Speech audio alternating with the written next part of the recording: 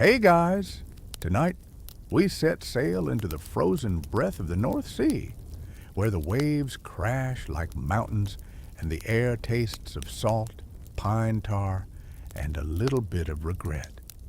You open your eyes, and there it is, the endless gray water rolling and hissing beneath you, the creak of a wooden hull older than your oldest ancestor, and the guttural hum of men who haven't bathed in months. Welcome aboard a Viking longship. You probably won't survive this one, but hey, what of you, right? So, before you get comfortable, take a moment to like the video and subscribe. But only if you genuinely enjoy what I do here. And while you're at it, drop a comment with where you're listening from and what time it is right now. I love seeing how far this sleepy little community sails each night. Now, dim the lights. Maybe turn on a fan for that soft background hum. And let's ease into tonight's journey together. The first sound that really hits you isn't the waves, it's the oars. A deep, rhythmic thud of wood plunging into icy water, dozens of men moving as one. You're sitting on a narrow bench that doubles as your bed, your chest pressed against the rough haft of an oar polished smooth by years of sweat. The ship moves not by magic, not by wind, but by raw muscle. Your muscle now, and every pull burns down your spine like a small angry god demanding tribute. You glance up, blinking against the spray. The sail flaps loosely above you, a square of coarse wool dyed with iron rust and animal fat. The carved dragon prow at the front isn't for decoration. It's meant to scare off spirits that lurk at sea, though honestly, the thing looks more likely to scare the crew than protect them. Historians still argue whether the dragon's design changed based on where the Vikings planned to raid, but the superstition runs deep. Every figurehead has a soul, they say, and yours is glaring right at you. Your boots are soaked, always. No matter how carefully you tuck your feet, the sea finds a way in. Cold, cunning, relentless. The smell is a blend of wet rope, seaweed, tar, and human. You'll never forget it. You lean over the gunwale and watch the waves ripple with silver light. Somewhere below, cod and herring drift lazily, lucky creatures never worrying about an enemy raid or seasickness. You squint at the horizon, where the sea meets sky like two halves of a blade. Your captain stands near the steering oar, a heavy curved plank bound to the starboard side. He's a hulking man with a beard that might have its own name. His cloak is made from seal skin, a token of prestige, and his eyes never leave the water. You've heard whispers he once navigated all the way to Iceland using nothing but a raven. That's the rumor anyway. Historians still argue whether Viking navigators truly relied on birds or whether that's just a saga embellishment, but you'd like to believe it. It's oddly poetic, trusting a creature of the sky to find your way across the sea. The cold is a living thing. It presses against your skin, crawls into your lungs, and sets up camp behind your ribs. You rub your hands together, trying to wake the feeling back into them, while the man beside you, Eric, you think, snorts awake from a doze. His beard is crusted with salt, his eyes red from wind. You'll get used to it, he mutters, though you can tell he hasn't. None of them have. Viking sailors didn't wear uniforms, but there's a certain look. Rough wool tunics, fur-lined cloaks, belts hung with knives, and that ever-present film of grime. Some wear bronze armbands to show loyalty to their jarl. Others carry amulets of Thor's hammer for protection. You have neither, just a patched tunic and the vague hope that Odin's paying attention tonight. The ship pitches suddenly, and the bow rises on a swell that makes your stomach drop. For a moment, the whole world tilts, sky and sea trading places. Someone yells a curse to Loki, and another spits over the side for luck. There's no panic, though. These men are born to this chaos. To them, a wave taller than a house is just another mood swing from the gods. When the weather calms, you notice the quiet details, the way the planks flex beneath your feet, groaning softly, the way the rigging hums like a harp when the wind changes. You begin to understand why Viking ships were legends in their own right. Sleek, fast, shallow enough to slip up rivers, and deep enough to survive open seas. 1,000 years later, archaeologists would find remains of these vessels, marveling at the craftsmanship, how every plank interlocked with perfect symmetry, how the ribs of oak curved like the bones of some long-forgotten creature. And then there's the singing, low and rhythmic at first, then swelling as voices join in. It's not a hymn, it's a work song, something between a chant and a threat. You don't know the words, but you feel the pulse of it. The tempo matches the oars. You row, you sing, you breathe in time. For a brief, almost holy moment, the chaos aligns. When night falls, the temperature drops fast. The wind turns sharp, slapping your face until your skin burns. Someone hands you a cloak made of coarse wool, and you huddle into it, trying not to shiver. The stars appear, scattered across the black like shards of ice. There are no constellations you recognize. The navigator traces a finger along the horizon, murmuring about the North Star and the path of the sun.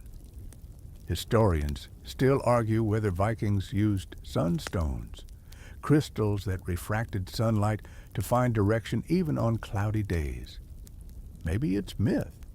Maybe it's real. Either way, tonight, you'd give anything for one. You close your eyes for a moment, head nodding with exhaustion, the rhythmic slap of waves lulling you into a half-dream. The sea hisses softly against the hull, whispering secrets in a language older than words. And just before sleep takes you, you realize the truth. Out here, you're not fighting the sea. You're borrowing time from it. The first morning you truly wake as part of the crew begins not with sunlight, but with shouting. A low roar moves down the benches like a storm of sound. Someone yelling to tighten the sail, another barking about lost rope, another groaning over an empty stomach. You blink the crust from your eyes and sit up, realizing that the mattress you slept on is nothing more than the same oar bench you sat on yesterday. It's slick with dew, your cloak is stiff with salt, and your bones already ache like they've aged a decade overnight. Welcome to life among the crew. The men around you are every shade of wild humanity the North has to offer. A dozen dialects echo across the deck, a mess of Norse, Danish, and old words that sound more like animal growls than language. You can tell who's from where by the accent and by the jewelry. One man's got beads carved from walrus tusk. Another wears a small crucifix on a thong of leather. He swears he took it off an English monk and keeps it as a charm, though no one can tell if he believes in Christ or just likes the shape. Historians still argue whether early Viking sailors mixed pagan and Christian beliefs freely or if that blend came later. But looking at these men, it feels less like theology and more like practicality, hedging your bets with every god who will listen. You soon learn that every sailor has a role. There's the helmsman, who stands near the steering oar and barely speaks, his eyes narrowed like he's judging the entire ocean. There's the ship's carpenter, a wiry man named Bjorn, whose hands are scarred with burns from pitch and resin. He mutters to the planks like they're old friends. And then there's Leaf, the skald, the storyteller, musician, and occasional comic relief. He's missing 2 teeth, can play 3 songs, and knows how to make even disaster sound romantic. Row, sleep, eat, row again, he tells you with a grin, handing you a chunk of dried fish. That's the rhythm. Forget time, forget land. The sea owns you now. The food is terrible, but it's calories. The fish is leathery, the bread hard enough to chip a tooth, and the ale, if there's any, tastes like someone strained it through their socks. Yet, there's something comforting in the ritual of it. Everyone eats together, elbow to elbow, sometimes laughing, sometimes just staring into space. Someone cracks a joke about how the fish tastes better when you've been starving for 3 days, and everyone chuckles like that's the funniest thing they've ever heard. There's hierarchy on board, but it's loose. Vikings respected strength and competence more than titles. If you can row, fight, or fix something, you're valuable. If you can't, well, you'll be reminded. One poor lad who couldn't keep up at the oar got assigned to bail water for half the day. By the end of it, his arms looked like overcooked noodles, and his spirit wasn't far behind. Despite the roughness, there's camaraderie here that surprises you. When a man drops his cloak overboard, 3 others dive in after it without hesitation. When someone's coughing too hard to row, another wordlessly takes his place. It's survival through brotherhood, a kind forged by shared misery and cold wind. You start to pick up the rhythm of the crew, how they hum under their breath when the rowing's steady, how they tease each other just to stay awake. There's a saying among them, better to die with laughter than freeze with silence. It's dark humor, sure, but it keeps the fear away. You can't always see what's coming over the next wave, but at least you can laugh at it. The captain, Jarl Hrold, though most just call him the Old Bear, paces the deck with the confidence of someone who's cheated death enough times to be on first-name terms with it. He doesn't talk much, but when he does, people listen. He can spot a storm an hour before it hits, predict wind by scent, and shout a man into rowing harder purely by volume. One moment he's calm and silent, the next he's roaring like thunder. Oars in time, he bellows, and the ship obeys instantly, as though afraid of what might happen otherwise. Historians still argue whether Viking crews operated democratically, voting on destinations and dividing loot fairly, or whether that's a romanticized saga version. Watching Hrold, it's easy to see both truths. He rules with authority, yes, but every man here follows him willingly. Fear might start the obedience, but respect seals it. You catch snippets of gossip when the work slows. Some men whisper about where they're headed, rumors of rich monasteries to the west, or trading ports down the coast where silver flows like ale. Others just shrug. The destination doesn't matter. The voyage is what counts. To be out here, living between worlds, is its own kind of glory. At night, when the rowing stops and the sea quiets, stories take over. Leif sits cross-legged with a small lyre, plucking out a tune that sounds older than the wind. The men gather close, their faces dimly lit by a single oil lamp. He sings of Sigurd and the dragon, of Odin's wandering eye, of a sailor who once tricked the sea goddess Ran by sewing gold into his beard. Everyone laughs at that one, because no one, not even Ran, would want that job. Then comes your turn. Someone nudges you. Tell one from your homeland, they say. You hesitate, then begin, Something simple, maybe a story your grandmother told you. And as you speak, the men nod, eyes half shut, letting your voice blend into the hum of the ship. For a moment, you're not an outsider, you're one of them. A seagull cries somewhere above, and the sound is almost holy. You glance toward the horizon, where a faint glow promises dawn. Your hands are blistered, your back screams in protest, but something inside you stirs, a tiny flicker of pride. You've survived another day, another night, another stretch of sea that wanted to swallow you. And as the first pink light spills over the waves, you understand the truth every Viking sailor knew. This life isn't about comfort or peace. It's about belonging to something vast, untamable, and alive. By the third day, the ship feels less like a vessel and more like a creature, alive, restless, demanding. You can almost hear it breathing. The sigh of the timbers, the groan of ropes, the endless slap of the waves against its sides. Every sound has meaning now. A low creak from the mast tells you the wind is shifting. The rattle of loose rigging means someone didn't do their job. The sharp crack of wood, though, that one sends every man leaping to his feet. You've come to know every inch of the longship, even if your muscles protest each movement. It's a marvel of design, this floating blade. At about 25 meters long and narrow as a knife, it's built for speed, made of oak, pine, and ash, fitted together without a single nail, held by iron rivets and overlapping planks that flex with the waves. Vikings called it a skade, a warship meant to glide silently through fjords or slice across open sea.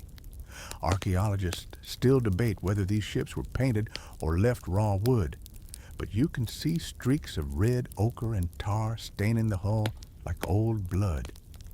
At the bow, the dragon head looms, its painted eyes catching the gray light, its open mouth frozen in a silent snarl.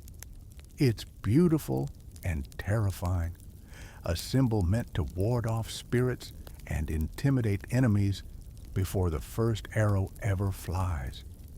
You can't help but notice how the men talk to it sometimes, muttering thanks or apologies as though it's part of the crew. Maybe it is. Out here, anything that floats with you deserves respect. The deck is simple. No cabins, no comfort.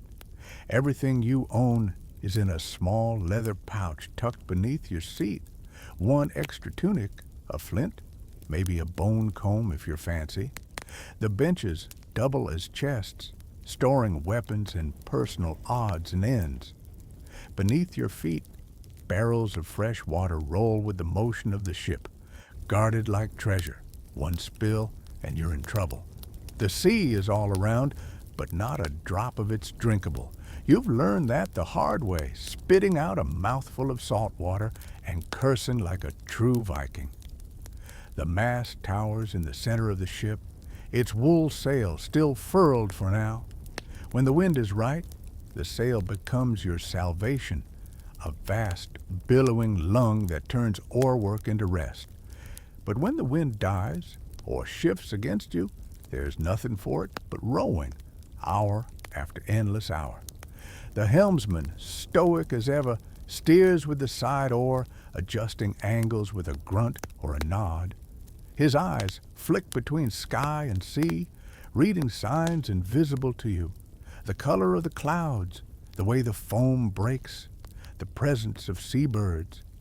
Historians still argue whether Vikings had compasses of any kind or if they truly navigated by instinct and observation. Watching him now, you start to think instinct might be enough. You duck beneath a cross beam to escape the spray and end up crouching near the cooking pit. A small iron cauldron balanced over a bed of stones. Smoke curls into the air, carrying the scent of burned fish and ash. A sailor named Rooney stirs the pot with what looks like the same stick he used to clean his boots. "Stew's done," he says, ladling a grayish mush into a wooden bowl. You eye it suspiciously. "What's in it?" He grins. "Everything. The stew is terrible, of course, but it's warm. And when you're this far north, warmth counts for more than taste. You blow on it, watching the steam rise, and for a moment the ship feels almost cozy. A floating campfire surrounded by cold infinity. You notice how the men move through the day. Every task is muscle memory, checking knots, tightening lines, adjusting the sail, scraping barnacles from the hull. They work with quiet efficiency, joking only when the sea is kind, but kindness never lasts long. By midday, the wind picks up, and the old bear decides to raise the sail. Commands echo across the deck. "Hoist! Secure!" And the crew scrambles into motion. The wool unfurls like a giant's breath, catching the wind with a deep, satisfying boom. The ship surges forward. The oars lift from the water in perfect unison, droplets flying like silver rain. Suddenly, you're not rowing. You're flying. The speed is shocking. The longship cuts through waves like a blade through silk. The spray stings your face, but you can't stop grinning. Around you, the men cheer and slap each other's backs. For once, it feels like the sea's on your side, but there's always one man who doesn't share the mood. A wiry sailor named Knut, sitting a few benches down, mutters under his breath. "Too fast," he says. "Always too fast before the storm." You glance up. The clouds do look heavier now, a bruised gray creeping across the horizon. You tuck that thought away for later. For now, you let yourself enjoy the rush. The sail snaps and sings, the dragon prow spits foam, and the longship dances. You lean into the wind, laughing softly. This is what they live for. Not the raids, not the gold, but this feeling of mastery over chaos. As the sun dips low, painting the sea in molten gold, you finally see what Viking poetry always talked about. The whale road, shimmering like a path to Valhalla itself. The men fall quiet, each lost in their own thoughts. Somewhere, a gull calls. The dragon prow faces west, toward whatever destiny waits beyond the horizon. Historians still argue whether Viking sailors truly saw themselves as explorers, traders, or conquerors. Watching your ship carve through the dusk, it's clear they were all three, driven by hunger, curiosity, and the need to test the edge of the world. The wind softens, the sail slackens, and the longship drifts into a slow, rocking rhythm. Someone hums an old tune about home and harvests and women who wait by the fjord. You close your eyes, lulled by the sound, feeling the wooden ribs of the ship rise and fall beneath you like a heartbeat. It's not comfort, it's not peace, but it's something better, belonging to the bones of a legend. The next morning, your arms already feel like overcooked rope. You're barely awake when the old bear's roar cuts through the fog. Oars in the water. The crew scrambles, half asleep, fumbling for their benches. There's no time to stretch or complain. The sail's been hauled down, no wind, and that means it's back to the oars. Always back to the oars. You grip the thick handle, still slick from yesterday's sweat. The call rings out, "Row!" and 30 men move in unison, muscles flexing, wood scraping against water. The rhythm takes over everything. Dip, pull, breathe, repeat. It's hypnotic, like being part of a great living engine. You lose track of time, of distance, even of thought. All that exists is the next stroke. After an hour, your shoulders scream. After 3, you stop feeling them entirely. By 6, you're convinced your arms have detached and are just moving on their own, possessed by some cruel Norse spirit who thinks endurance is funny. You glance around and realize everyone else looks the same. Glazed eyes, tight jaws, lips moving silently in prayer or curses. Still, there's a strange pride in the suffering. A saying passes among the benches. Better to die at sea than rot on land. You're starting to understand what they mean. Out here, pain isn't punishment. It's proof you exist. The oar beside you suddenly jerks out a rhythm, splashing cold water across your face. The man holding it, Arvid, a farmer turned sailor, groans and clutches his wrist. Cramp, he mutters, trying to stretch it out. Without a word, the man behind him reaches forward, grabs the handle, and takes his place. No scolding, no sympathy, just silent cooperation. The ship must move, always move. Historians still argue whether Viking oarsmen were slaves, volunteers, or warriors taking turns. On this deck, it's clearly a mix. Some are seasoned raiders, some just desperate for silver or redemption, and a few, like you, are wondering what possessed them to say yes in the first place. To break the monotony, Leif the Skald starts singing again. His voice carries over the waves, something about Thor fishing for a sea serpent and accidentally hooking his own foot. The men laugh between strokes, the rhythm sinking to the beat of the song. It's silly, but it helps. You even join in on the chorus after a while, your voice rasping like sandpaper. Between verses, he slips and jokes. You know why Odin only has one eye? He calls out.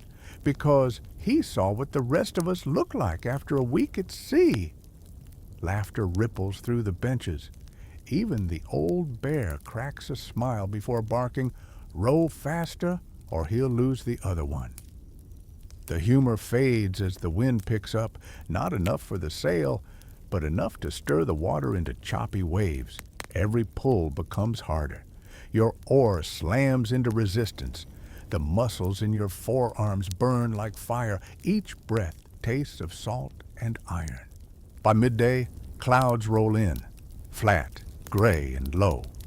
The sea darkens beneath them, turning the color of old slate. The temperature drops so fast it feels like winter all over again. You hunch forward, trying to use your body as a shield against the spray. Someone sneezes. Someone else coughs hard enough to double over. There's no such thing as a sick day at sea. And yet, amid the misery, you start to notice small, beautiful details. The pattern of foam curling around your oar, the thin white gull gliding effortlessly above the mast, the way the longship cuts through the water like it was born to. You realize you're part of something ancient, a craft honed by centuries of necessity and daring. These men, these ships, they've mastered what most civilizations feared, the open sea. During a short rest, you stretch your back and glance overboard. Beneath the surface, the water glows faintly green, plankton sparkling in the dim light. You dip your hand in, and the motion leaves a trail of shimmering dots. For a second, it feels like you're touching starlight. Arvid leans over and grins. "Sea fire," he says. "Rand's candles." Means she's watching? Ran, you ask? "The sea goddess," he explains, spitting over the side. "She keeps drowned men in her hall. If you see her candles, best not fall in. She might think you're volunteering." He says it with a grin, but his eyes don't laugh. Historians still argue how deeply Vikings believed in Ran or Njord, or whether such tales were just sailors' superstitions. Either way, everyone on this ship treats the sea like a living god, a moody one. By late afternoon, your arms are trembling uncontrollably. Every motion sends a bolt of pain through your shoulders. When the order finally comes, rest the oars. You almost cry with relief. You slump against the bench, chest heaving, staring up at the gray sky. Your hands are blistered raw, your fingers swollen like sausages. Someone passes around a skin of ale, and you take a burning swallow. It helps. Barely. You glance down the line of benches and realize something strange. No one complains. Not one man. There's no talk of quitting, no groaning about the pain. It's as if hardship is part of the bargain, the entry fee to this brutal brotherhood. The old bear walks past, his heavy boots thudding on the planks. He pauses beside you, eyes narrowing. First voyage? You nod weakly. He grunts. You'll last, or you won't. Doesn't matter which. The sea decides. And just like that, he moves on, shouting orders about the sail. Comforting fellow, that one. As night falls, the wind dies entirely, leaving the ship drifting. The water flattens, black and mirror-like. The oars rest in their locks, the men collapse where they sit, and the silence settles deep and heavy. You lie back, staring at the pale glow of the moon on the water, feeling your pulse slow to match the rhythm of the waves. Somewhere nearby, Leif hums softly, half asleep, a tune that sounds like home, even if you can't place why. Your muscles ache, your mind drifts, and for the first time since this journey began, you start to surrender, not to exhaustion, but to the strange peace that comes when you've given everything you can. By dawn, the sea has turned glassy and strange, the kind of stillness that makes sailors nervous. You wake to the quiet pop of tarred rope and the faint slap of water against the hull. No shouting, no rowing, just the steady hum of hunger. Because today, the real test begins. Breakfast. Meals of salt and smoke, Leif calls it with his usual grin, handing you a strip of something gray and leathery. Don't chew too fast or you'll lose a tooth. You bite down cautiously. It's dried fish, probably cod or herring, though at this point it could just as easily be shoe leather. The flavor is pure salt, sharp and sour enough to make your eyes water. Around you, men chew in silence, their jaws working like machines. Every few bites, someone spits a bone into the sea. It's the Viking version of morning music. Food aboard the longship is survival, not pleasure. Everything is either dried, smoked, or fermented, designed to last weeks without rotting. Bread is hard enough to hammer nails with. Cheese smells like something that crawled out of hell itself. And the ale tastes suspiciously of seaweed and sweat. But when your stomach's been empty for 12 hours, even misery tastes like a feast. The cook, if you can call him that, is a one-eyed man named Torsten. He's not technically a cook. He's just the one who complained the least about doing it. His cauldron is blackened and dented, balanced precariously on a bed of sand and stones to keep it from setting the ship on fire.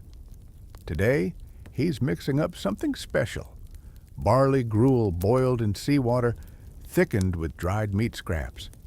He stirs it with an oar handle and hums cheerfully, as if this is gourmet cuisine. Historians still argue about what Viking sailors actually ate on long voyages. Some suggest they carried barrels of pickled fish or dried lamb.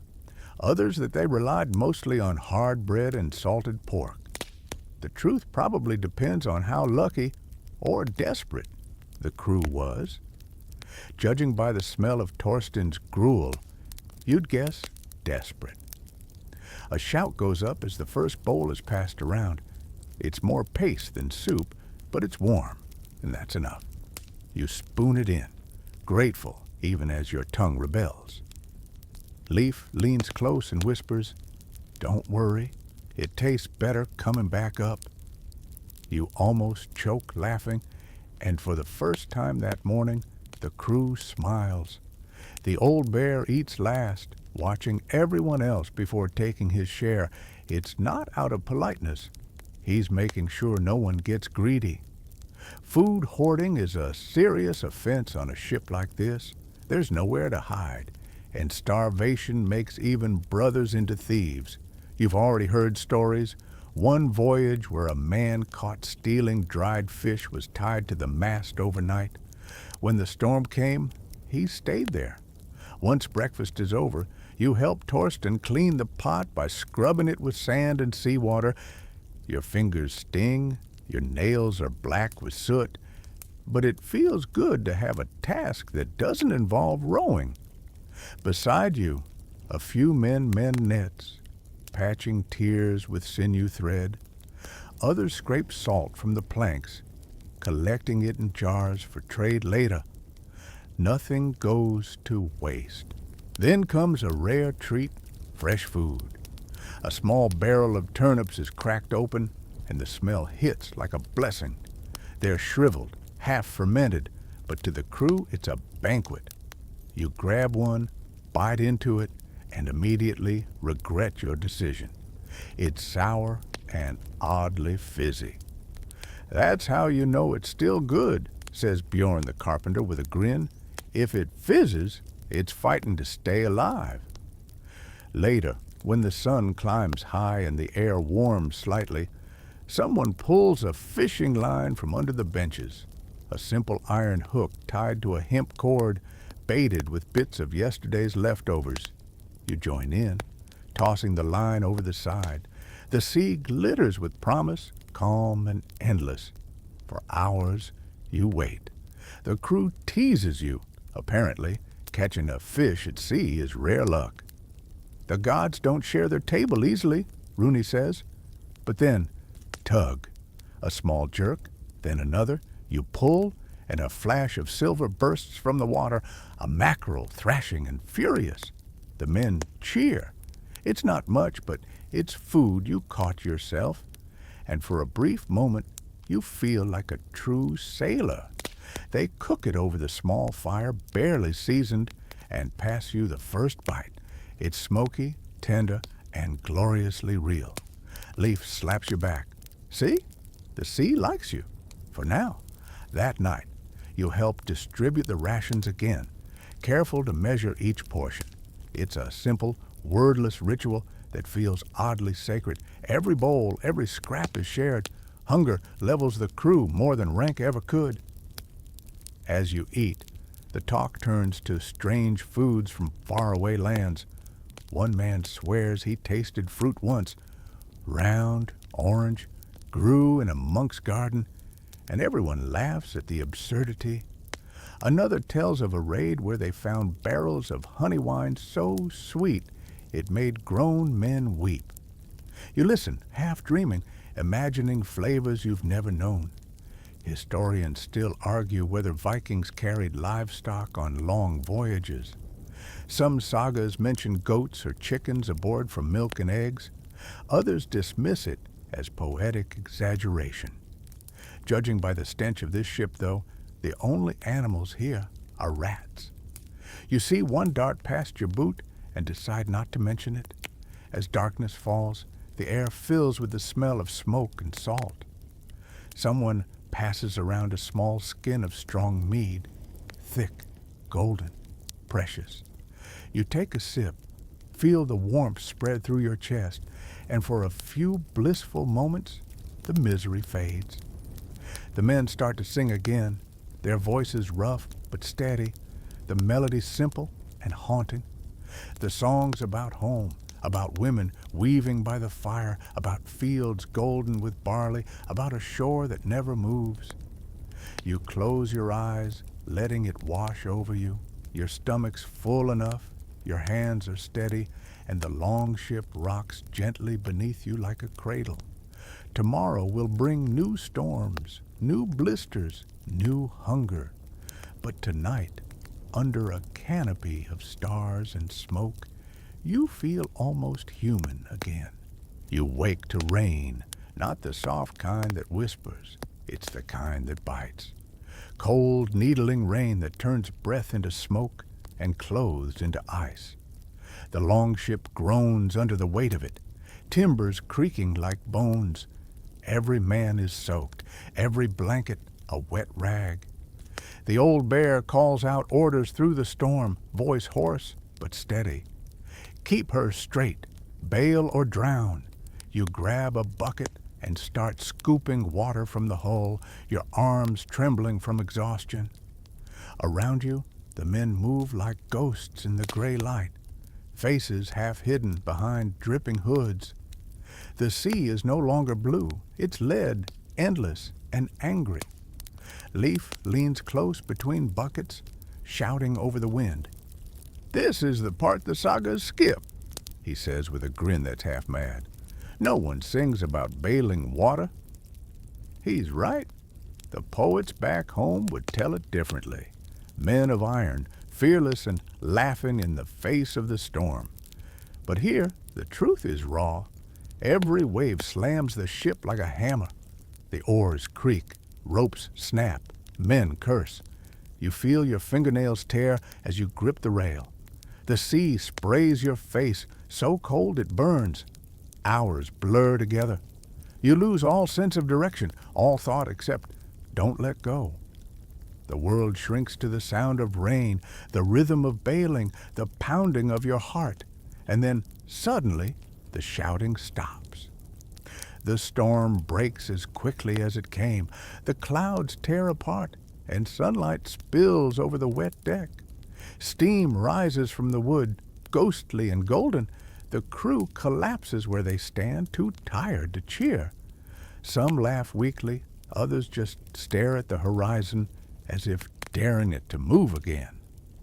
The old bear straightens slowly, beard dripping. "That," he says, "was a small one. No one dares to argue. You sit down beside Leaf, both of you soaked and shaking. He pulls out his lucky charm, a small wooden Thor's hammer, and kisses it. "Still with me," he mutters. "Guess the gods are bored today." You can't tell if he's joking or praying. Maybe both. Once the calm returns, the men begin to repair what the storm broke. Torn sails are patched with animal hide. Frayed ropes are replaced with spare line. The shields, lashed to the rails, are scrubbed clean of salt. Every man works in silence, the unspoken rule clear. You fix your ship, or it buries you. The old bear inspects every repair with the eye of a carpenter and the patience of a priest. When he finds a knot tied wrong, he doesn't shout. He just redoes it himself. The sea doesn't forgive laziness, he says. It remembers. Later, when the sky clears completely, you see something incredible. A pod of dolphins, cutting through the waves like silver arrows. The men fall quiet, watching. In Viking superstition, dolphins were good omens, spirits of drowned sailors guiding the living. Leif whispers, "Maybe they're showing us the way." You watch them for a long time, feeling a strange calm settle over you. After hours of chaos, the sea looks almost kind again. That night, the air smells of wet wood and tar. The crew gathers around the small fire pit in the center of the ship. Just a few embers, shielded by stones. Someone starts telling stories, because that's what humans do when the dark presses too close. Bjorn tells of the Draugr, the undead sailors who haunt the sea. They walk the ocean floor, he says, their beards full of weeds, their eyes full of hunger. He swears he saw one once, drifting beside the hull, pale and smiling. The younger men cross themselves, the older ones just nod. Leif counters with a tale of the sea serpent Jörmungandr, so vast it could circle the world and bite its own tail. "If we ever see that one," he says, "we'll just wave." No sense rowing away from the end of the world. You realize the stories aren't just for amusement. their armor, words against the dark. Each tale is a spark in the endless night, a reminder that even out here, surrounded by death and cold, imagination still burns. Historians think Viking sailors often told such myths to pass the time. Oral storytelling wasn't a luxury, it was survival. With no written logbooks or maps, stories became the way they remembered how to live. As the fire fades, you lie back against the damp planks and stare at the stars. The Milky Way arcs overhead, clear as frost. Somewhere in that glittering ocean of light lies the North Star, steady, faithful, the sailor's compass. You trace it with your eyes, wondering how many have followed it before you. For a moment, the longship feels eternal, a fragment of time drifting between worlds. The sea is quiet. The men are breathing. You're still alive. You think of home again, of smoke rising from a hearth, of warm bread, of someone waiting. The thought is both comfort and ache, because part of you knows if you survive this voyage, you'll never quite be the same. You've seen the storm's face. You've heard the sea speak. And it's a voice you'll never forget. The next morning dawns too calm. The air hangs heavy. The sea is flat as polished metal. The men shift uneasily. Vikings trust a good wind more than silence. You've learned to feel it too. That stillness before the sky decides what kind of god it wants to be. The old bear squints toward the horizon, beard twitching. She's holding her breath, he mutters. No one asks who she is. Every man knows he means the sea. Hours pass. The sun climbs, then fades behind a bruise-colored haze.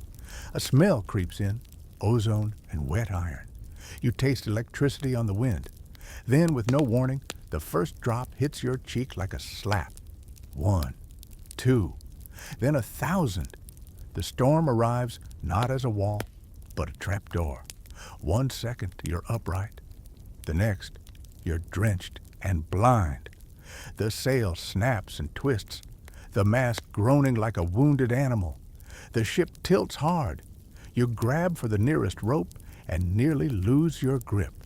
The world becomes motion. Wind howls so loud it's like standing inside a scream. You can't see the man beside you, only flashes of lightning painting his face in ghostly blue. The oars thrash. The sea climbs the sides of the ship, and you swear you hear voices, high, keening wails between the thunderclaps. Leif shouts, "Sea spirits!" They're calling us under. You want to laugh it off, but then you hear it too. A cry that's not human, rising and falling with the waves. It could be the wind. It could be worse. You remember what Bjorn said about the Draugr, and for a moment you think you see pale shapes beneath the water reaching up. But it's impossible to tell what's real when the sea is everywhere, above and below. The old bear bellows, "Drop the sail!" You and 2 others leap to obey. The canvas snaps free, whipping across the deck before it's wrestled down. The ropes bite into your palms. You can't even feel it through the numbness. Every muscle in your body screams, but you keep moving, because stopping means sinking. The longship rides the storm like a stubborn animal, refusing to die. It crests each monstrous wave and slams down again, every impact shaking your bones. You cling to the rail, eyes stinging with salt and rain, thinking absurdly about how dry socks will never exist again. In moments like this, humor is rebellion. Leif yells, "Still think we're getting rich off this trip?" You shout back, "Aye! I'll sell the story." He cackles, a sound swallowed instantly by thunder. Historians still argue whether Vikings actually believed sea monsters lurked beneath the waves, or if such tales were metaphors for the danger of travel itself. But standing there, half drowned and terrified, metaphor feels useless. You'd swear something vast is moving below you, something that doesn't care if you live or die. Hours drag by. The men bail water, patch leaks, and curse every god they can name. The old bear stands at the stern like a statue, one hand on the tiller, eyes unblinking.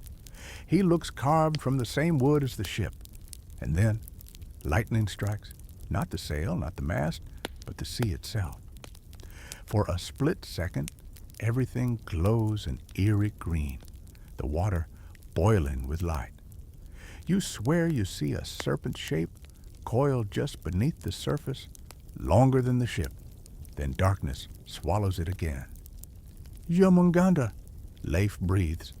His voice is a whisper, but you hear it clear as thunder.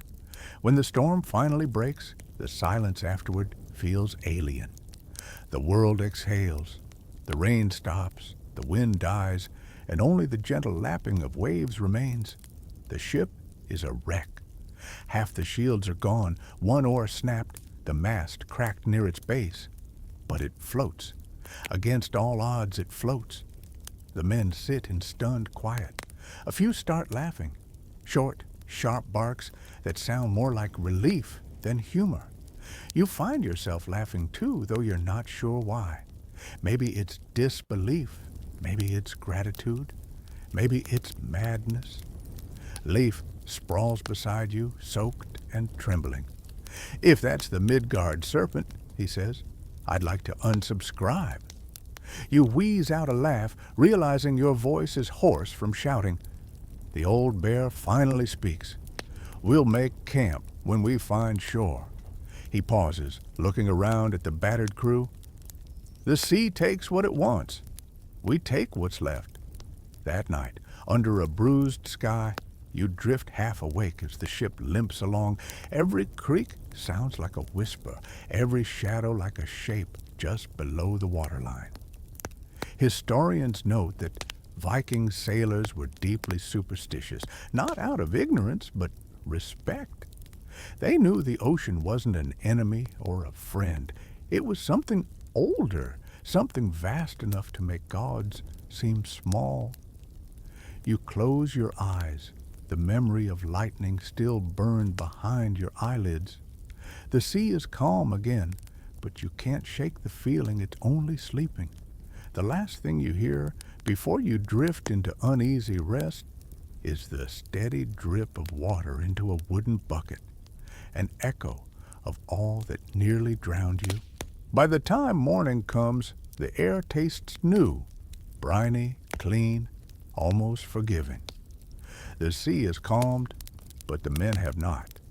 Every motion carries the stiffness of survival. Salt crusts on your skin, hair clumps against your neck, and every muscle burns as if you've been wrung out like rope. Leif stirs first, stretching with a groan. Still alive, he says, patting himself down. Disappointing. You laugh weakly, though the sound catches in your throat. Around you, the crew begins to rise. 30 men and one long, exhausted silence. The old bear gives no speech, no praise. He just inspects the mast, runs his fingers along the splintered wood, and mutters, "She held. That's enough. You get to work immediately. The ship is wounded, but not broken. The mast must be reinforced, the torn sail restitched, the oars sanded smooth where the storm chewed them raw. Every man takes a task, the rhythm of labor replacing the chaos of fear. The Vikings called this kind of work skip raider, ship tending. It wasn't glamorous, but it was sacred. A ship wasn't just wood and iron. It was a living thing, and after a storm, it needed healing. You move carefully, almost reverently, pressing pitch into cracks, tightening knots. The smell of tar fills the air sharp and comforting. Bjorn the carpenter hums as he works, steady as a metronome. She's got another voyage in her, he says, patting the hull like a friend's shoulder. As long as we keep feeding her nails. Historians still argue whether Viking ships were truly seaworthy for transatlantic crossings, or if luck played the larger role. Judging by this morning, you'd bet heavily on luck. When the repairs finish, the crew takes a moment to breathe. The old bear signals to raise the sail. It unfurls like a scarred flag, streaked with salt, but still proud. The wind catches it, filling the fabric with life, and suddenly the longship surges forward again. You watch the horizon, a perfect line dividing the world in two, and realize how much trust these men have in nothing but wood, wind, and instinct. No compass, no map, just stars, stories, and the old bear's eyes. As the day warms, the sea turns almost playful, glittering in the soft waves. The crew grows talkative again, the gloom lifting. Someone starts drumming on a shield with a spoon. Someone else begins to sing an old work song about Odin losing his eye for wisdom. Half dirge, half drinking tune. You join in, your voice shaky but real. For lunch, Torsten the cook produces a miracle, hot stew. Granted, it's mostly dried peas and a suspicious hunk of meat that could be goat or rat. But it's warm and smells faintly of garlic. The men gather around the steaming pot, grinning like children. Leif ladles out your portion. "Careful," he says deadpan. "It bites back." You blow on it, sip, and wince. It's awful, but the warmth spreading through your stomach is heavenly. Conversation turns to home again. The men talk about what they'll do with their shares of loot once they reach the next shore. One dreams of a farm with 10 cows. Another swears he'll build a hall bigger than his chieftains. Leif says he just wants a bed that doesn't move. You, half joking, say you'll start a bakery. The men roar with laughter at the idea. "A Viking baker," someone wheezes. "You'll conquer the dough." The laughter feels good. It loosens the salt in your throat. Later, as the sun drops low, you find yourself on bail duty again, this time not from leaks, but from condensation pooling in the hull. You work slowly, rhythmically, watching your reflection shimmer in the thin film of water. Your face looks older than you remember. Leif joins you, quiet for once. "You did well in the storm," he says after a moment.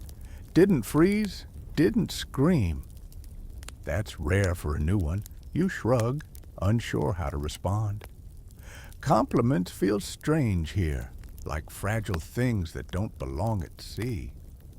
He looks toward the horizon. "First time I nearly drowned, I swore I'd never sail again. Then I woke up on another ship." He grins. "The sea always gets her way." You nod. You understand now. There's a pull to it, terrifying, magnetic. The longer you spend on the water, the harder it is to imagine standing still again. As darkness falls, the old bear orders the fire doused to save fuel. The night is moonless, black as pitch. You lie on your damp cloak, listening to the sigh of the sail and the quiet breathing of the men around you. The air is heavy with salt and smoke, but it feels clean, reborn after the storm. Historians still debate whether Viking sailors navigated purely by the stars or if they used sunstones, crystals that could locate the sun even through clouds. You glance upward at the sky, trying to pick out constellations, and wonder which theory you'd bet your life on. Probably both. A soft splash interrupts your thoughts. You glance over the side and see something glowing faintly beneath the water, a trail of greenish light. Then another, and another. The sea itself seems to shimmer. You realize it's bioluminescent plankton, disturbed by the ship's wake, painting the water with ghostly light. "See fire?" whispers Leif, eyes wide. "Proof the gods still like us." The longship glides through that glowing trail like a blade of night through embers. Every oar stroke sends ripples of light spiraling outward. It's the most beautiful thing you've ever seen, like sailing across a sky flipped upside down. You lie there for a long time, watching the ship cut through starlit water. The danger, the hunger, the storms, all of it feels far away for once. Just you, the sea, and the faint hum of eternity beneath your ribs. You close your eyes to the rhythm of the waves, your thoughts melting into the deep. By dawn, the glow is gone. The sea has swallowed its own light, and what remains is a pale, windless morning that feels both peaceful and eerie. The air smells faintly of fish oil and wood smoke. The deck creaks softly beneath your feet. You wake stiff, hungry, and covered in salt, but the quiet is a blessing after so many days of fury. Leif sits near the prow, carving something with his knife. Small wooden figure of a raven. "Odin's bird," he says when you ask. "They say it can find land long before the eyes can." He tosses it in his hand, squinting at the horizon. We'll test the theory soon enough. The old bear calls for the morning check. The sail's holding, the oars are sound, and the food stores are running thin. You're down to a few sacks of barley, a handful of dried fish, and one very stubborn turnip that's been traveling longer than some of the men. The cook eyes it like an enemy. "That thing's older than me," he mutters. The crew splits into tasks.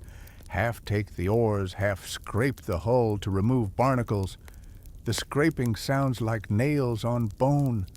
You take your turn with the iron blade, leaning over the edge, watching the sea slide past inches below your face. It's hypnotic. You think about how thin that wooden plank is between you and eternity. Historians still argue about how Vikings navigated such distances with such primitive tools. Some say they watched the flight of birds. Others insist they followed the color of the sea, the smell of the wind. The old bear claims he can feel land by the way the waves change. You believe him. Around midday, the wind picks up from the southwest, carrying warmth and a faint, unfamiliar scent. Earth. Real earth. You can almost taste it. "Land wind," the old bear murmurs. The crew perks up instantly, eyes scanning the horizon like wolves, sniffing blood. For hours, you stare at that endless blue, waiting. Then finally, someone shouts, "There!" A shape, faint and brown, breaks the horizon line. At first it's just a smudge, but slowly it grows, distant cliffs like sleeping beasts rising from the sea. The men cheer, roaring with relief. You feel a strange tightness in your chest, part joy, part disbelief. After so many days adrift, land looks impossible. Leif grips your shoulder. "Told you the raven works." He tosses the carved bird into the water, grinning. "Let it fly home." As the ship approaches the coast, the air thickens with the scent of wet grass and pine. Gulls circle overhead, their cries sharp and alive. The men start preparing to dock, checking ropes, sharpening axes, straightening their tunics. Even after weeks at sea, vanity returns fast when there's an audience of possible witnesses or enemies. But before you can reach shore, the wind shifts again. The current grows strange, pulling sideways. The old bear curses softly. "She's tricking us." He points to the surf ahead, white water breaking over rocks. The coastline is jagged, treacherous, full of hidden reefs. You grab an oar, helping the others steer. Every muscle burns. The ship shudders as the current tries to drag it off course. One wrong move, and the hull will split like a walnut. But somehow, the old bear finds a rhythm in the chaos, barking orders that slice through the panic. Port side, steady. Hold, now pull. With a final gut-wrenching heave, the longship clears the rocks and slides into a small, protected bay. The sudden calm is dizzying. The men collapse where they stand, laughing, shouting, pounding the hull in triumph. You've made it. The first step onto solid ground is surreal. Your legs forget how to balance. The world seems to sway beneath you. The earth feels soft and impossible, like walking on memory. The grass underfoot smells sweet and damp, the color too bright to be real after so much sea gray. Some of the crew kneel and kiss the ground. Others just lie there, faces pressed to the soil. You do both. Leif stretches, groaning. If I never see another wave, it'll be too soon. Then, after a pause, give it 2 days. I'll miss her again. The old bear stands tall at the edge of the shore, surveying the land. We rest, he says simply, then we see what's worth taking. Historians still debate whether Viking voyages were purely for trade, for exploration, or for conquest. Standing there, watching the men set up camp with weary excitement, you realize it's probably all three. They want gold, yes, but they also want stories, names carved into songs. As evening falls, you help gather driftwood for a fire. The flames crackle bright and wild, sending sparks into the twilight. For the first time in weeks, you smell roasting meat. Not salted, not dried, but fresh. Someone caught a bird, maybe a goose, and the scent makes your stomach twist with hunger and joy. The crew feasts like kings, laughing between mouthfuls. They drink the last of the mead, tell exaggerated tales of the storm, and argue over who saved the ship. Everyone, apparently. The firelight paints their faces gold and fierce, like heroes out of legend. Leif leans back beside you, staring into the flames.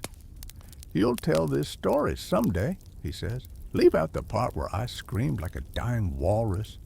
You grin. Never. He throws a bone at you. It lands in the sand. Both of you laugh until your ribs ache. That night, you lie beside the fire, belly full, skin warm, and for the first time since you left home, you sleep deeply. The sound of waves fades behind you, replaced by the steady breath of earth. In your dreams, though, the sea still moves, dark, endless, patient, waiting. The next morning greets you with mist rolling off the cliffs, curling around your ankles like ghostly fingers. You stretch, your body stiff but alive, and the taste of roasted meat still lingers faintly in your mouth. The longship rests high and proud on the shore, its wet hull glistening in the weak sunlight. The crew sets to work immediately. Some begin to patch the hull with tar and pitch to prevent future leaks, while others drag barrels of supplies from the ship. You help lift a sack of barley, grunting with effort, and suddenly remember how light land feels compared to the relentless sea. Every step is a small victory. Leif wanders along the tide line, scanning for anything edible. Shellfish, he announces triumphantly, and if the sea doesn't kill you, the smell will. You roll your eyes but follow him anyway, curious. The rocks are slick with seaweed and barnacles, and the tide pools glint with tiny fish and crustaceans. You kneel, slipping once, and watch a hermit crab scuttle into its shell. The crew laughs at your clumsy attempt to gather food. Bjorn, the carpenter, mutters, "Better you than me. If I touch one, it bites." You realize survival involves more than oars and storms. It's scavenging, improvising, and sometimes sheer stubbornness.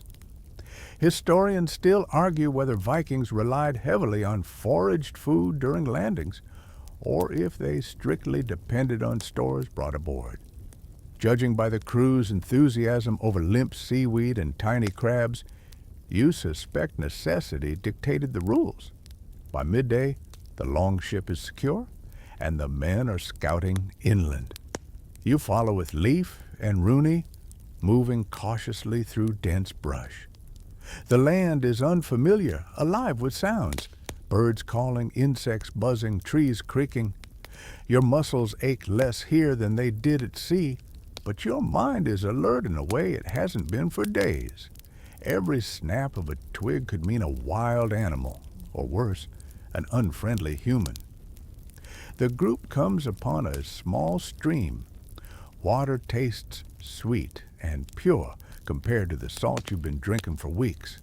You kneel, cupping it in your hands, and drink greedily. Around you, men fill skins and bottles, chattering about future raids, distant towns, and the promise of coin. Even after all the hardship, their minds return naturally to ambition. Leif sits on a rock nearby, carving another wooden charm, a small dragon this time. Protection, he explains, for the land, for the ship, and for anyone foolish enough to underestimate us. You watch the smooth motion of his knife, hypnotized by the precision born of long experience. The afternoon brings the first exploration of the nearby forest. It's dense, thick with pine and oak. The scent is heady and grounded. You follow Bjorn and Rooney through underbrush, stumbling over roots and rocks. Sunlight filters through the canopy in long golden shafts. It's beautiful, yes, but also alien. This is a place without the predictable rhythm of waves, without the longship's comforting creak beneath your feet. You find wild berries growing low to the ground. Some are sweet, some bitter, and one, bright red and glossy, sends a shiver down your spine. Leif warns, "If it tastes like fire, spit it out." Or run, he laughs, but you catch the caution in his eyes.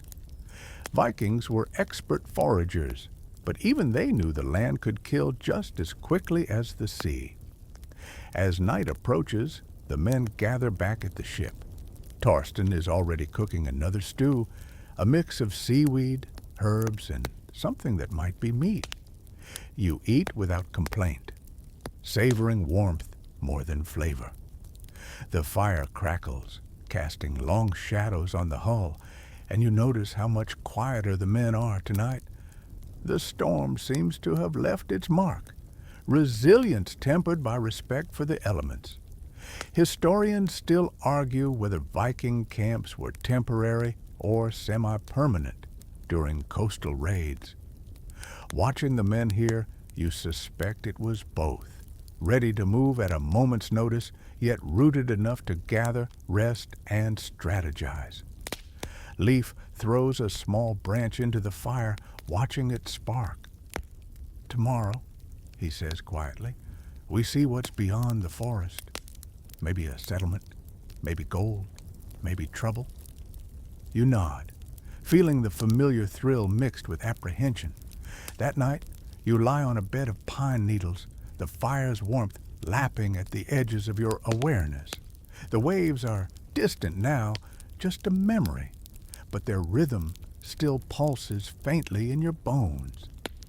Sleep comes slowly, filled with echoes of the sea, the storm, and the longship that carried you here. The next morning, the forest seems alive in a way you hadn't noticed before. Sunlight slants through the branches, painting patterns on the forest floor like fractured glass. Birds call overhead, and somewhere a deer moves with effortless grace. The air is cool, carrying the scent of pine, damp earth, and distant smoke. You realize how sharp your senses have become after weeks at sea.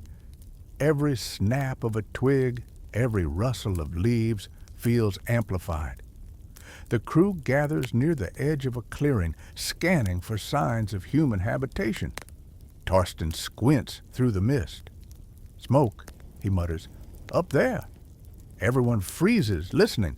Far off, curling above the trees, is a thin line of gray. Someone is burning wood, tending a fire. Leif grins, eyes gleaming with anticipation. Or trouble. Maybe both. He slings a small axe over his shoulder. "Let's see which." You follow cautiously, stepping over roots and clumps of moss. The ground is uneven, and your legs protest, still sore from the ship. Every few steps, you glance back toward the longship, half expecting it to drift off on its own. But it remains, solid and silent, a reminder that you survived storms, hunger, and fear. As you move closer to the smoke, the clearing opens to reveal a small settlement, half huts, half lean-tos, and a few crude fences. Children play near the fire, laughing despite the smoke that stains their hair and clothes. A woman carries a bundle of herbs, and a man sharpens a spear. The village seems quiet, almost peaceful, but the crew instinctively spreads out, weapons ready. Historians still argue how Vikings interacted with local populations during coastal raids.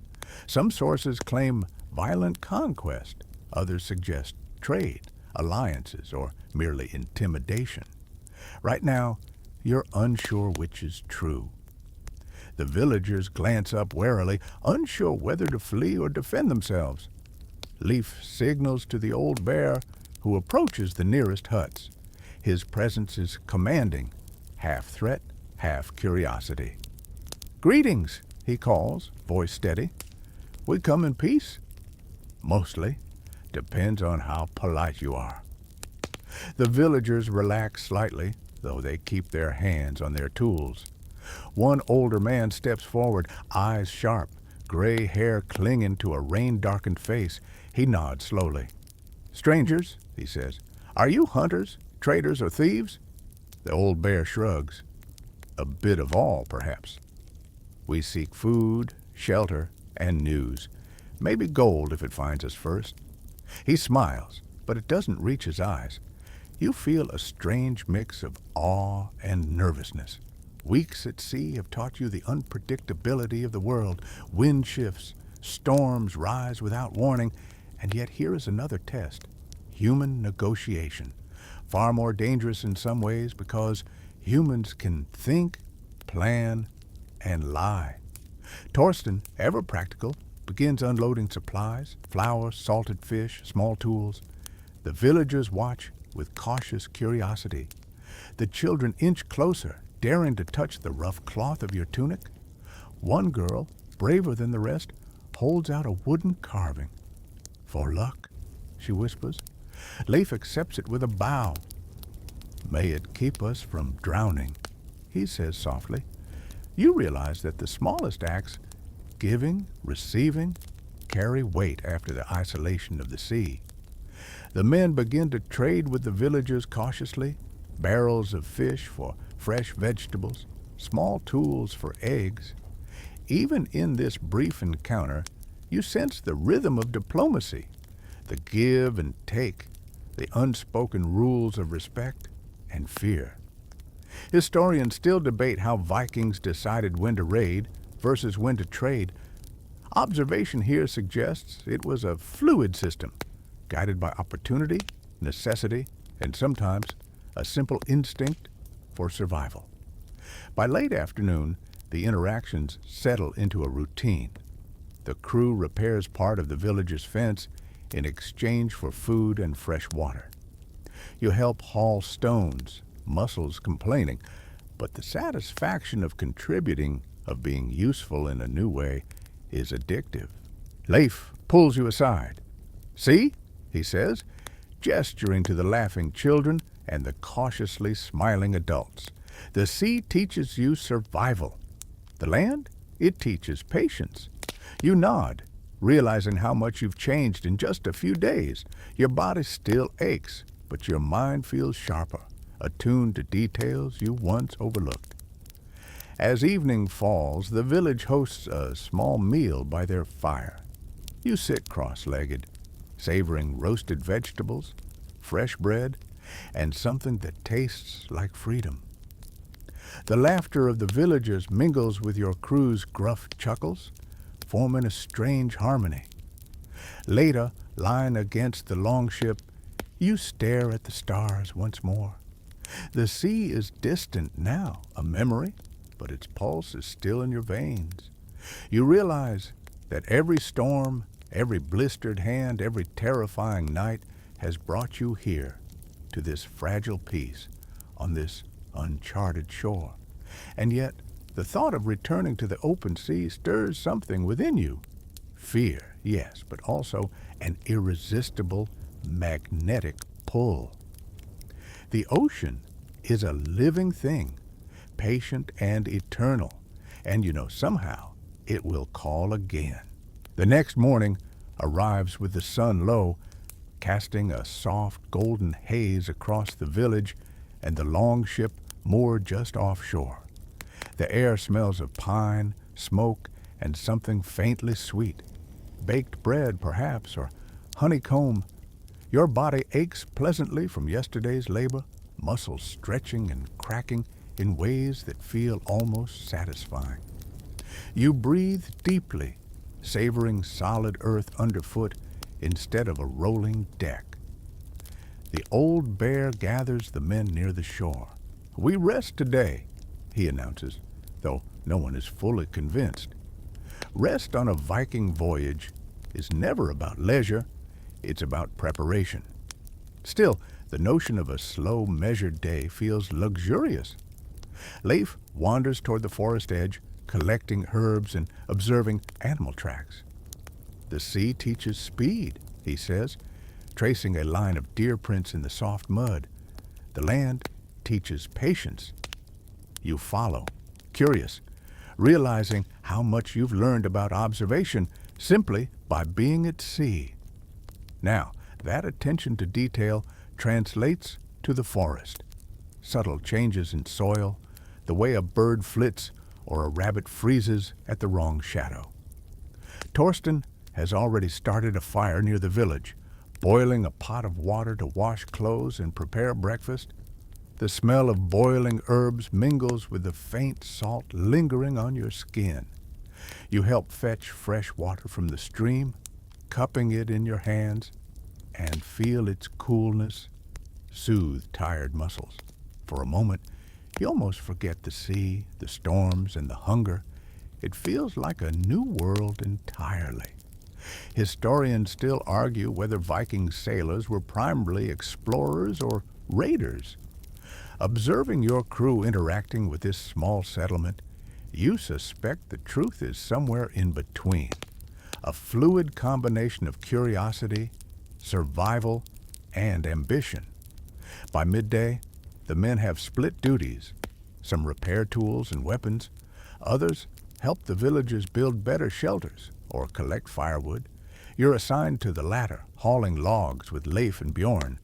The work is hard, but satisfying. Every effort reinforces the fragile trust between your crew and the villagers. A small girl approaches, holding out a carved wooden bird. "For the sea," she whispers, her eyes bright. Leif takes it gently, nodding in gratitude. "May it keep us from storms and hungry waves." You notice the subtle importance of these gestures, tokens of respect, hope, and mutual understanding in a harsh world.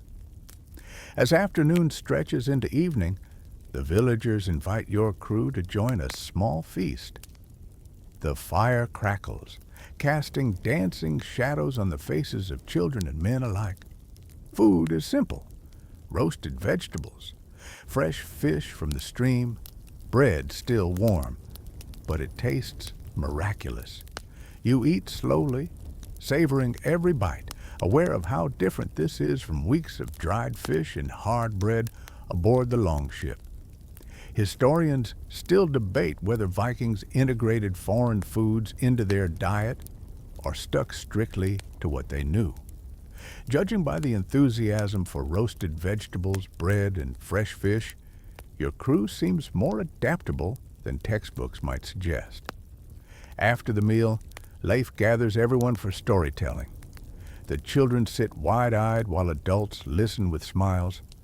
Tales of Odin, Jormungandr, and legendary battles fill the air, weaving the past into the present. You participate quietly, contributing your own exaggerated account of surviving the storm, the one that nearly swallowed the ship whole. The crew laughs at your dramatization, though you can tell they've lived versions of it themselves. Night falls, and the longship rests quietly nearby. The village sleeps under the stars, a blanket of smoke and scent of pine rising into the sky. You lie on a bed of soft moss, stomach full, body tired, and feel a deep, meditative calm. The sea is far away, but its lessons remain in your bones, the patience, the respect, the constant vigilance. And yet, beneath that calm, a faint pulse lingers. The ocean waits, always. Its whisper threads through your dreams, a reminder that adventure, danger, and wonder are never far behind. Morning arrives quietly, the mist curling over the village like a sleepy cat. The longship gleams under the pale sunlight, water dripping from its tarred hull, reflecting tiny prisms. You stretch, limbs sore but pliable now, and take a moment to appreciate the solid ground beneath your feet. The world feels wide and full of possibility. The crew gathers near the shore, preparing for another inland exploration. The old bear speaks briefly. Today, we see what lies beyond the hills. His words are simple, but weighty. The hills might conceal settlement, forest, or danger. Every step inland feels like stepping into unknown pages of a story. Leif, naturally curious, scouts ahead. Eyes sharp, he mutters, and ears sharper. You follow, learning to notice subtle cues, the snap of a twig, a disturbed patch of moss, or a faint glimmer of sunlight on a hidden stream. Weeks at sea have honed your senses, now they serve you on land. Torsten carries a small satchel of dried fish and bread, just in case. You laugh quietly, thinking how different this is from stormy nights when that same meager supply felt like salvation. Historians still argue whether Vikings were meticulous planners or guided mostly by intuition and experience. Watching the crew navigate hills, streams, and dense forest, you suspect it's a blend of both. Maps existed, yes, but instinct, the feel of wind, the scent of earth, was a constant compass. The inland terrain reveals its own hazards. Hidden roots trip you, loose rocks tumble underfoot, and sudden animal calls make your heart jump. Yet, it's beautiful. Wildflowers, running water, birds darting in and out of branches. You feel alive in a way the rolling sea never allowed. Danger is immediate, yes, but life is tangible. Leif points out a small herd of deer grazing in a clearing. Quiet, he whispers. You crouch low, breath shallow. For several minutes, you watch them, realizing how much patience matters here. Unlike the ocean, the land moves slowly with its own rhythm. After the deer scatter, the crew finds a small spring. Fresh, clear water bubbles over stones, offering an oasis of comfort. Everyone drinks deeply, savoring the taste.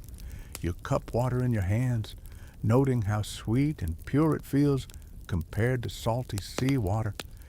Even the old bear seems momentarily relaxed, his stern features softened by relief. By midday, the group discovers an abandoned hut. Its walls are weathered, roof patched with moss. You enter cautiously. Inside, remnants of life. Broken pottery, a faded cloth, an iron knife. The place smells of damp wood and earth. It's a small museum of someone's past, fragile and intimate.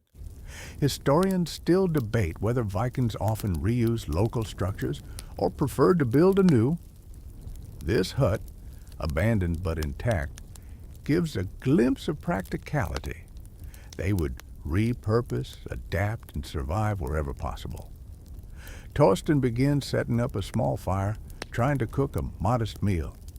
You help gather dry wood, careful to avoid moss-covered stones. The fire crackles, and the smell of cooking bread and fish mingles with forest air. The contrast with sea days is stark. Here, sustenance is not just survival, but comfort. Leaf leans against a tree, carving another charm from a branch. Protection for the ship and us, he says, eyes distant.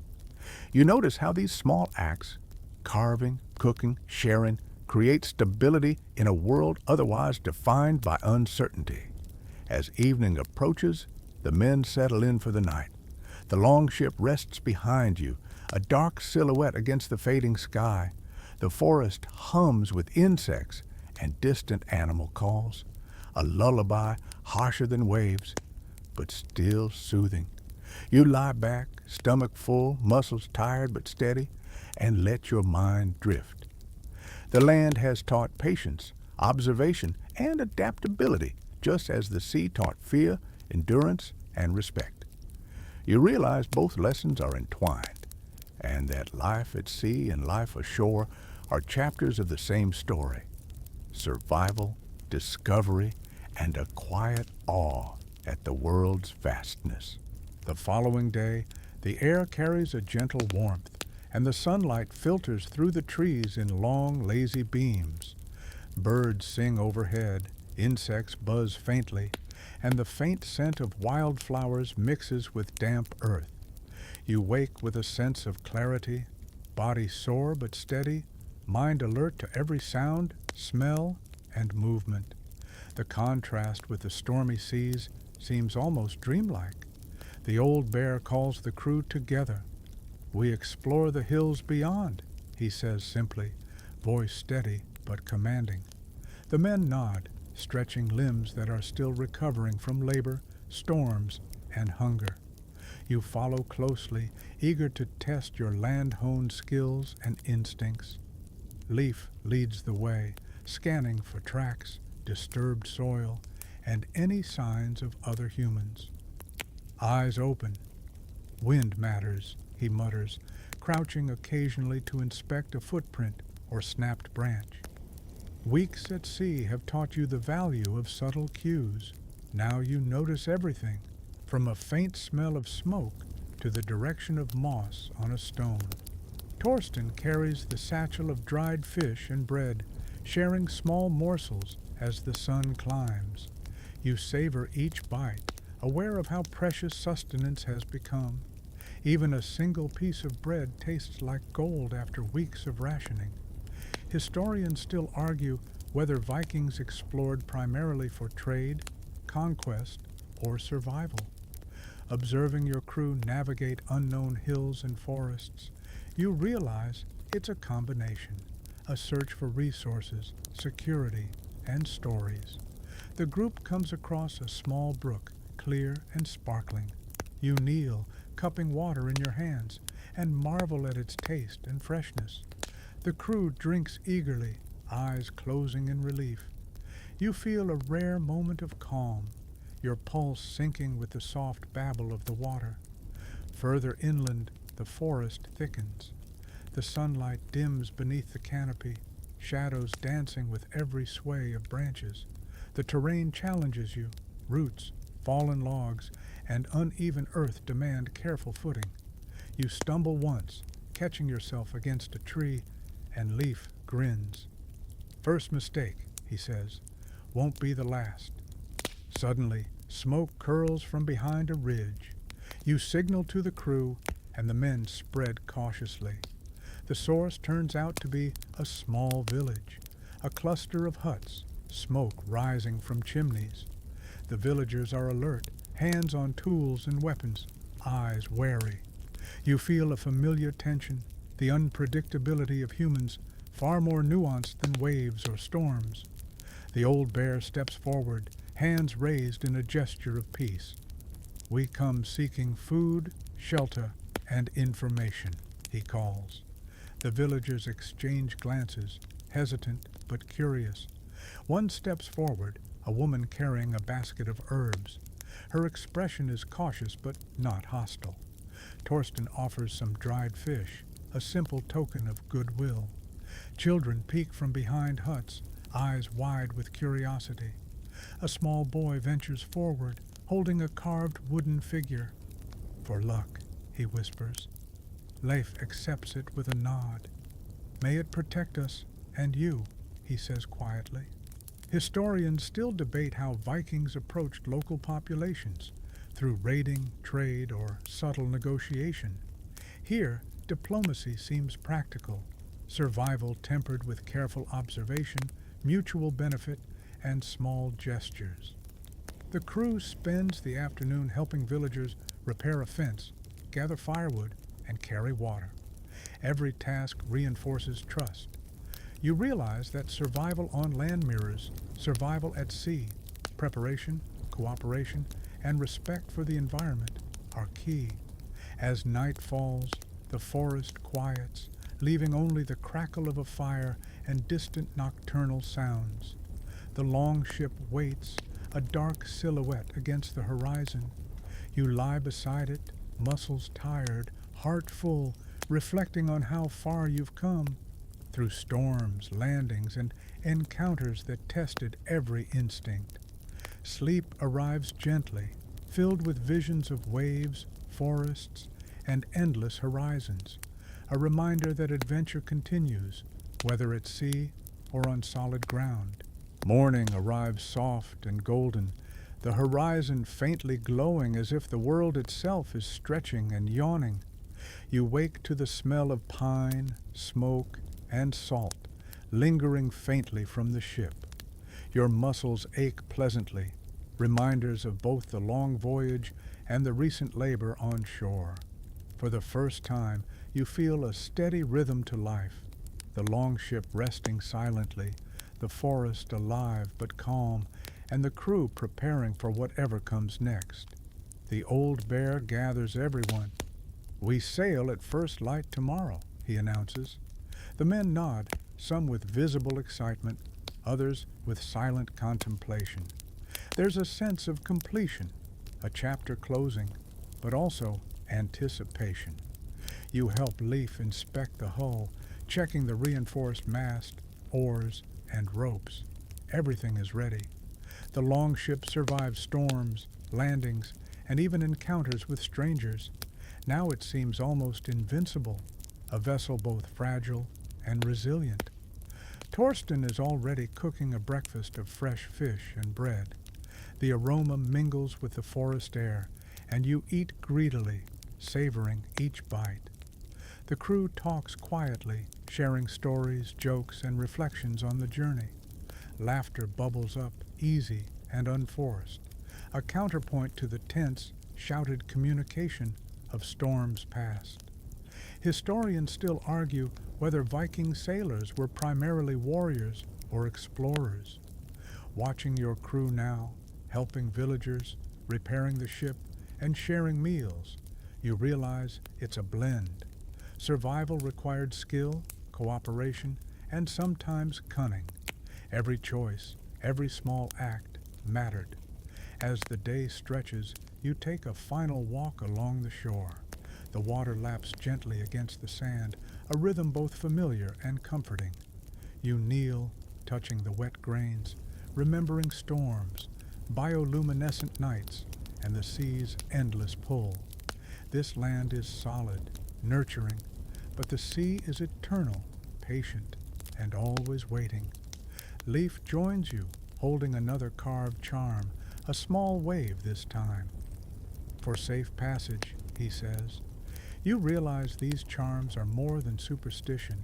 They're tactile reminders of control in a world that offers so little. The crew begins preparing the longship for departure. Sails rolled, oars stowed, supplies checked. The villagers watch, offering quiet blessings, small gifts, and wary smiles. Some children wave. One girl holds a carved bird in her hand, bright as hope. You wave back, feeling the bond of temporary connection that distance, necessity, and survival often forge. Historians still debate the significance of Viking rituals and superstitions, whether they were practical, symbolic, or purely cultural. Standing on this shore, you understand. They provided comfort, focus, and a sense of control when life was defined by chaos and uncertainty. As the sun dips low, the crew climbs aboard the longship. The old bear grips the tiller, eyes steady, surveying both sea and sky. You take your place among the men, gripping the oars, feeling the familiar weight of responsibility and anticipation. The tide lifts the ship gently. Waves lap at the hull as it glides forward, a sound both reassuring and wild. The wind fills the sails for the first time in days, carrying the longship and its crew back toward open water. The forest fades behind you, replaced by the endless horizon, the promise of adventure, and the eternal rhythm of the sea. You lean back against the oar, muscles tired but steady, mind alive with memory and expectation. The storm, the land, the villages, the fire-lit nights, all of it flows through you like water. The sea waits, as it always does, patient and eternal. And you, for all your fear and exhilaration, are ready. The longship glides gently through the twilight, each oar stroke a soft, rhythmic whisper against the calm water. The sky is streaked with fading gold and violet, reflecting off the surface like molten glass. You breathe slowly, deliberately, feeling the tension of weeks, storms, exhaustion, fear, ease from your body. The salt, the sweat, and the strain of survival fade into memory, replaced by a quiet warmth that spreads through your chest. Around you, the crew moves with subdued energy. Some lie along the deck, eyes half closed, muscles slack. Leaf hums softly, a melody that threads through the evening air, harmonizing with the gentle lapping of the waves. Even the old bear seems less severe, hands resting lightly on the tiller as he guides the ship toward unknown horizons.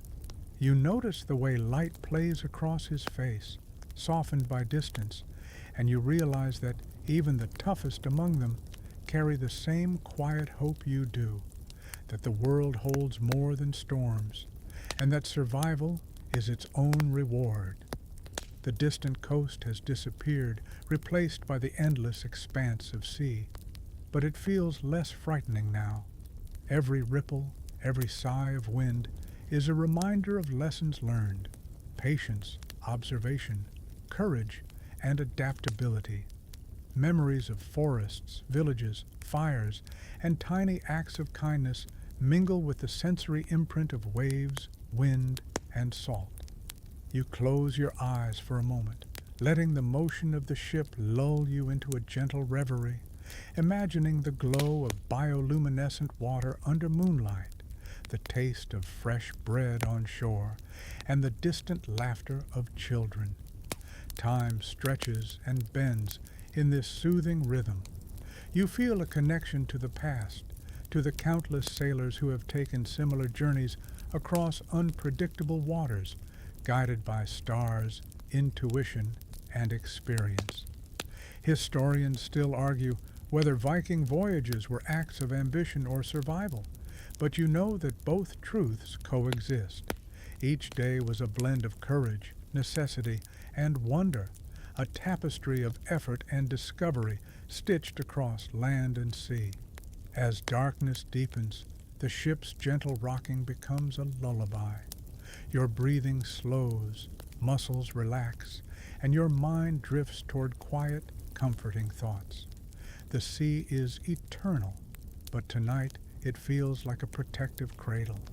You let yourself sink fully into the sensation of motion, warmth, and calm, carried forward by the knowledge that adventure waits, but rest is deserved. Slowly, everything softens. The sound of the waves, the creak of the hull, the murmurs of the crew. A deep, peaceful sleep beckons, wrapping you in the rhythm of the sea, the memory of land, and the quiet assurance that, for now, you are safe.